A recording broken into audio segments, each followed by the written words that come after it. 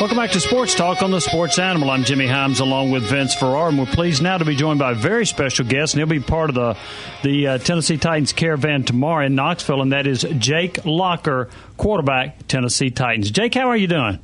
I'm doing great. Thanks for having me. Well, thank you for joining us. I appreciate it. I know that there's an indoctrination going from college to the NFL, but just talk about your first year in the NFL, playing with the Titans, and the benefits that you had by getting some action in your first year in the NFL. Yeah, I think it was all in all a good year, and like you said, I think it helped going forward, just knowing what to expect when you're playing for real on Sundays. You got an opportunity to get into a few games, and it won't be brand new to me next time I do. Was the speed of the game about what you anticipated, or was it pretty tough to adjust? No, it was, I think the biggest thing is everybody gets faster. So it wasn't like the defense got faster and things, I had to move a lot quicker offensively because you guys get faster too. So, it's all kind of relative a little bit, I think, going from the college to the pro level. I had a chance to actually watch the game between the Titans and the New Orleans Saints. It was played in Nashville, and I know that Hasselbeck got hurt early, but when you came in, I was very impressed with how you played, and not only your passing numbers, but your mobility as well. What did that game tell you about yourself? For me, it was just trying to stay as prepared as I could each week, because you never know. When you are the backup, you're one snap away, essentially, from having the opportunity to play. So just trying to stay as ready as I could and be prepared when I did get my opportunity. And that's how I felt that week, just confident that I could just go out and play and enjoy myself, and that's what I was able to do. Hey, Jake, this is Vince Ferrara. Great to talk to you. Appreciate you doing it today. Oh, no problem. Good to talk to you, too. I was at that Saints game as well, and after the game, I talked to Nate Washington about the altercation with Roman Harper, and Nate kind of went off and said, look, he's a dirty player. They're dirty. Our coaches told us that they were dirty going in. Did you guys have a feel as a team that the New Orleans Saints might be pushing the line, as we've come to find out with this bounty system? I think that in the NFL, everybody's I really don't believe people are out to intentionally hurt each other. And, I think that you go out and you play. It's a physical game. Guys are going to get hurt. It's part of the game. When you make hard hits within the limits of the game, I don't think there's anything wrong with that. And, it's not for me to judge. It's not for me to make judgment on, I guess. But, personally, I didn't feel anything over the top and happened in that game, and you just want to go out and play and play a physical, tough game, but never try and intentionally hurt anybody. Jake, outside of the mandatory, the mandatory voluntary camps you guys have in the off season, outside of when you have the team stuff with those camps in the off season, how are you splitting your time? Are you back in Washington? Are you in Nashville? How are you splitting your time other than when you need to do the team stuff in Nashville? Yeah, I went back to Washington for a couple of months after the season. Saw some family, and I went to California, saw some of my wife's family down there, and came back in April when we started up here in Nashville, and I'll be here now until the season. I guess Jake Locker, former Washington quarterback for the Tennessee Titans and the Titans Caravan, coming to Knoxville tomorrow. Jake, I want to ask you a little bit about your college career. I know that you had a win against Southern Cal, but also I wanted to ask you what was more satisfying. Was it beating the Trojans, or was it beating Nebraska in a bowl game after Nebraska had beaten Washington so soundly during the regular season? Yeah, I think it was the second one. I think for all of us, it was a sense of redemption and one that had a lot riding on the game too, being the first bowl game, and I think it was 10 years or something, and to be able to go and finish it that way was fun.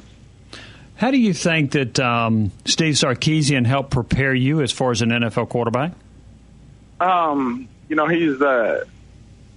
He played the position himself. I think he understands how to play the position and then how to relay that from a coach's standpoint. And, he does a great job as a play caller of understanding your strengths as a quarterback and as a passer, as a player, understanding how to get you in the rhythm of a game. And he stays within that in the course of the game, you know.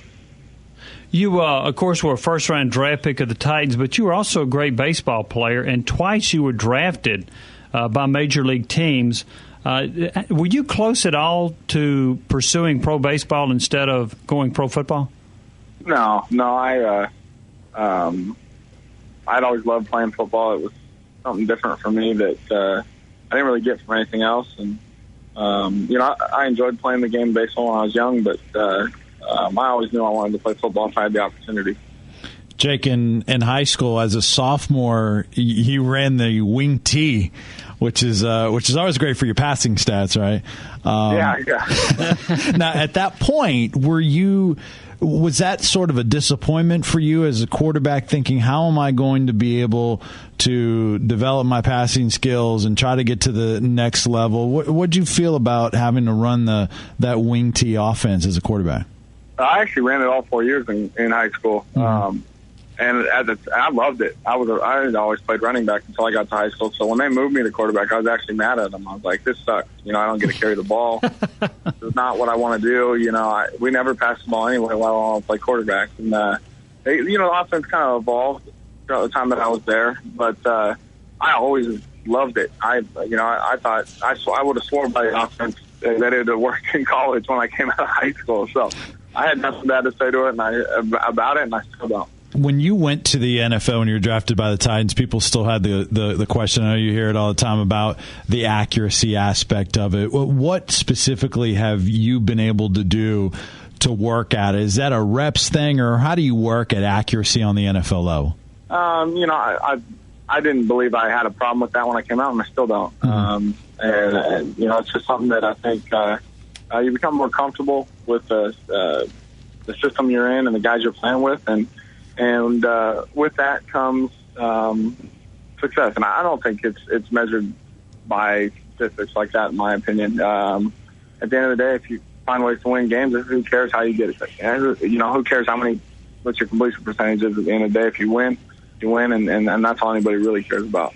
Jake, I've seen that one of your heroes listed was Peyton Manning. What was this offseason like, having to hear his name constantly, and the obviously public pursuit by the organization of Peyton Manning?